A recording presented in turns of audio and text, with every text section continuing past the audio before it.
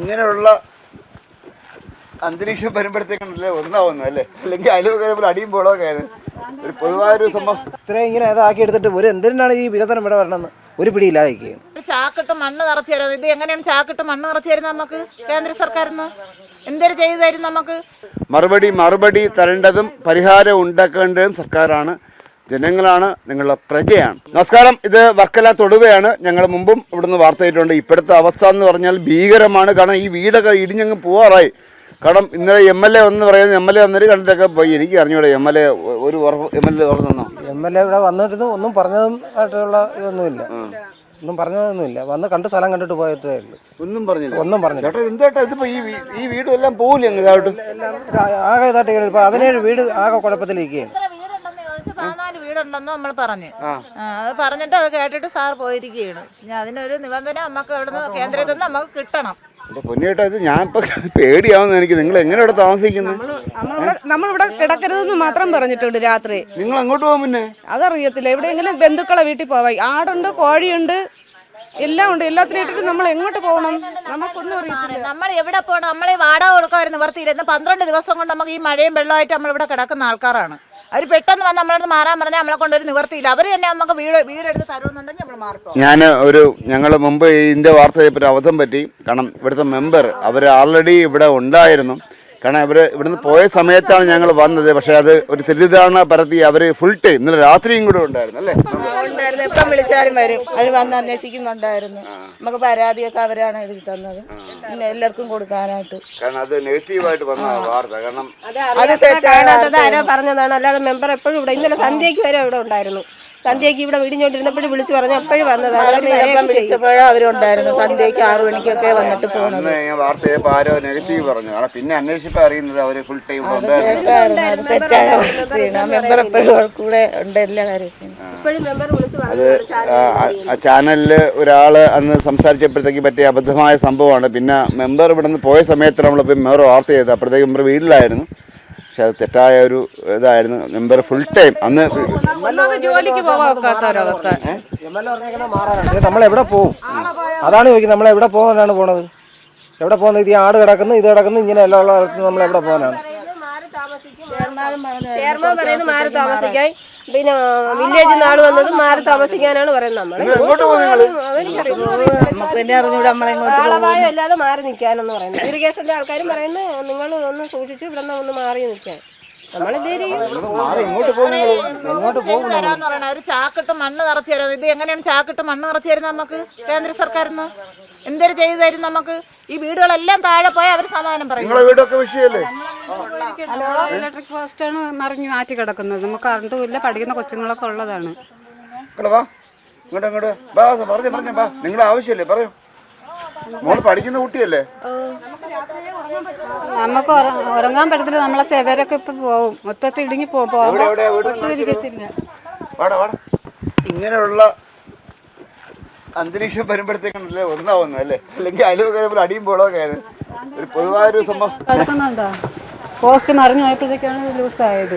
ആ മീറ്റർ നമുക്ക് 1 മീറ്റർ അല്ലെ കുറച്ചുകൊണ്ട് പോകുന്നു വിചാരിച്ചു. പക്ഷെ പോയില്ല.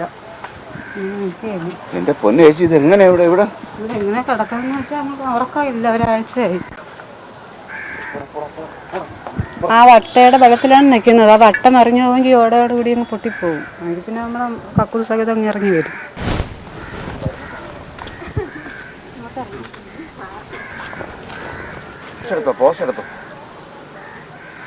കറണ്ടുണ്ടോ? കറണ്ടില്ല. നമുക്കിനി പുതിയ പോസ്റ്റ് ഇട്ടാലേ നമുക്കിവിടെ ലൈൻ വലിക്കാൻ പറ്റുള്ളൂ എന്ന് പറഞ്ഞു. ഇപ്പൊ KSB ആള് വന്ന് നോക്കിട്ട് പോയി. ബാക്കി എല്ലാവർക്കും കറണ്ട് വന്നു. നമുക്ക് ഇനിയിപ്പോ പോസ്റ്റ് ഇട്ട് എന്തെങ്കിലേ പറ്റുള്ളൂ.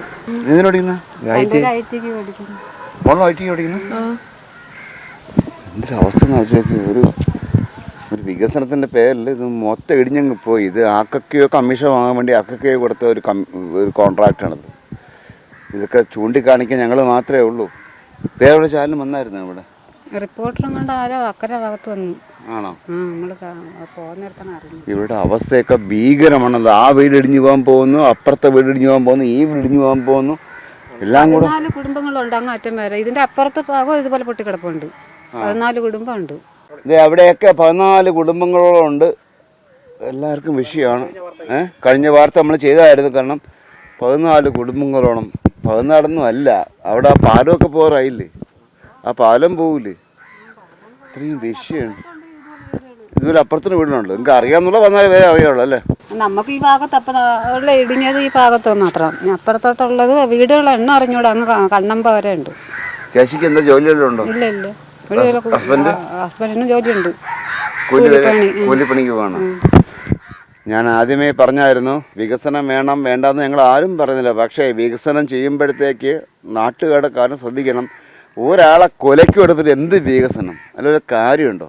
നമ്മുടെ ബഹുമാനപ്പെട്ട മുഖ്യമന്ത്രി പിണറായി വിജയൻ അറിയാൻ വേണ്ടി പറയുകയാണ്, ഇത്രയും പേരുടെ പ്രശ്നങ്ങൾ ഞങ്ങൾ 2-3 ദിവസമായിട്ട് കാണിച്ചുകൊണ്ടിരിക്കുകയാണ്. കാരണം ഇവർക്ക് എങ്ങോട്ട് പോകാനായിട്ട് മാറി താമസിക്കാൻ പറയും. നിങ്ങൾ എങ്ങോട്ട് പോകും? നമുക്ക് എങ്ങോട്ടും പോവാക്കില്ല, നമുക്കൊരു ഇടവും ഇല്ല.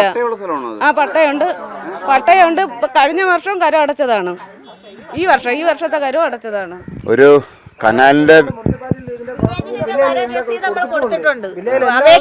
താലൂക്കിൽ അറിയിച്ച്, എല്ലാ സ്ഥലത്തും അറിയിച്ച്, ഇനി അറിയിക്കാൻ ഒരു സ്ഥലവും ഇല്ല, എല്ലാ സ്ഥലത്തും അറിയിച്ചാണ്.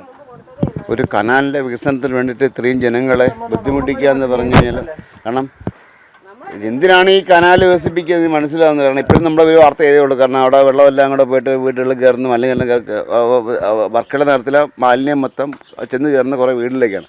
ആ വാർത്ത ഞങ്ങൾ ചെയ്തായിരുന്നു. ഇപ്പം എന്തിൻ്റെ പേരിലാണ് ഈ കനാൽ വികസനം? ഒരു പിടിയില്ലാതെ നിൽക്കുകയാണ്. ഇത്രയും ഇങ്ങനെ ഇതാക്കി എടുത്തിട്ട് എന്തിനാണ് ഈ വികസനം ഇവിടെ വരണമെന്ന് ഒരു പിടിയില്ലാതെ നിൽക്കുകയാണ്. പാലത്തിന്റെ തറക്കല്ലിട്ടെന്ന് പറയാം. ഇവിടെ പൈപ്പിലെ വെള്ളത്തിന് നമുക്ക് ക്ഷാമമില്ല, കറണ്ടിന് ക്ഷാമമില്ല, വഴിക്ക് സൗകര്യം ഉണ്ടായിരുന്നു, ഇതെല്ലാം ഉണ്ടായിരുന്നു. ഇപ്പം ഈ ആറ്റിന്റെ പണി വന്നാണ് നമുക്ക് ഇതെല്ലാം നഷ്ടമായത് ഈ 2 മാസം കൊണ്ട്. അതുകൊണ്ട് മുഖ്യമന്ത്രി അതിനൊരു നിബന്ധന നമുക്ക് തന്നേ പറ്റുള്ളൂ, അത് കർശനമാണ്. നമ്മൾ അപേക്ഷ ആദ്യമേ ഞാൻ പറഞ്ഞിട്ടുണ്ടായിരുന്നു. കാരണം വികസനം നമുക്ക് ആവശ്യമാണ്, പക്ഷെ ഒരു ആൾക്കാരെ ബുദ്ധിമുട്ടിച്ചിട്ട് ഇത്രയും ഒരു ബുദ്ധിമുട്ട് വരുത്തിയിട്ട് ഇത് വരുന്നോ? നമ്മൾ പാവങ്ങളാണ്. നിങ്ങൾ എങ്ങോട്ട് പോകാനായിട്ട്? അതല്ലേ എങ്ങോട്ട് പോകണമെന്നുള്ളത് അറിയാൻ വേണ്ടി. ഇത് മിച്ചഭൂമി നമുക്ക് തന്ന സ്ഥലങ്ങളാണ്, മുനിസിപ്പാലിറ്റിയിൽ നമുക്ക് തന്ന നമ്മൾ പണം കൊടുത്ത് വാങ്ങിച്ച സ്ഥലമാണ്, കരം അടയ്ക്കുന്നതാണ്. വില്ലേജ് ഓഫീസറെ അടുത്ത് ചെന്ന് നമ്മൾ അപേക്ഷ കൊടുത്ത് നമ്മളെ വീട്ടിലും പെരയിടത്തിനും കേടുപാടില്ലായിരുന്നു. അത് എന്ത് പ്രശ്നം നടക്കട്ടെ, ചെയ്യട്ടെ, നല്ലത് തന്നെ. നമ്മളെ ഈ പെരയിടവും വീടും പോകരുത്, നമുക്ക് ഒന്നും പറ്റരുത്, അത്രേ ഉള്ളൂ പറയാനുള്ളത്. വികസനം ചെയ്താലും നമുക്ക് അതിന്റെ ഒരു ബുദ്ധിമുട്ടും വരുന്നില്ല. അവരെന്തോ ചെയ്തോട്ടെ, നമുക്ക് കുഴപ്പമില്ല. പക്ഷെ നമ്മൾ ഇങ്ങനെ ഇടിഞ്ഞു പോയാൽ നമ്മൾ എങ്ങോട്ട് പോകും? നമ്മൾ എങ്ങോട്ട് പോയി മാറി താമസിക്കാൻ വേറൊരു സ്ഥലമില്ല. നിങ്ങളെ മെമ്പർ മാത്രമേ കൂടെ ഉള്ളൂ അല്ലേ?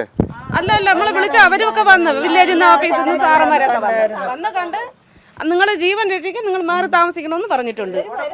അത് പറഞ്ഞിട്ടില്ല, എങ്ങോട്ട് പോകണമെന്നൊന്നും പറഞ്ഞിട്ടില്ല. അവിടെ നാള് വന്ന് എല്ലാരും വിളിച്ച അപ്പോഴും വന്നു. കാരണം തീരദേശ വിഷയം ഉണ്ടാകുമ്പോഴത്തേക്ക് അവരെയൊക്കെ മാറ്റി പാർപ്പിക്കാറുണ്ട്. അവർക്ക് ആവശ്യമായ എല്ലാ കാശും അവരുടെ സൗജന്യ റേഷനൊക്കെ കൊടുക്കാറുണ്ട്. പക്ഷെ ഇവിടെ ഈ ഒരു വിഷയം വന്ന് MLA ഒന്ന് നോക്കിയിട്ട് പോയി, പഞ്ചായത്ത് ആൾക്കാർ നോക്കിയിട്ട് പോയി, ഇറിഗേഷനിൽ നിന്ന് വന്നു. എന്നിട്ട് അവരുടെ ഇവരെങ്ങോട്ട് പോകാനായിട്ട് ഏതായാലും ഈ ജനങ്ങൾക്ക് ഇപ്പം ഞാനൊരു 20 വീടിൻ്റെ കേസാണ് ചെയ്യുന്നത്. ഇതല്ല, അപ്പുറത്തും ഇപ്പുറത്തൊക്കെ ഒരുപാട് വീടുകളുണ്ട്. മറുപടി തരേണ്ടതും പരിഹാരം ഉണ്ടാക്കേണ്ടതും സർക്കാരാണ്, ജനങ്ങളാണ്, നിങ്ങളുടെ പ്രജയാണ്.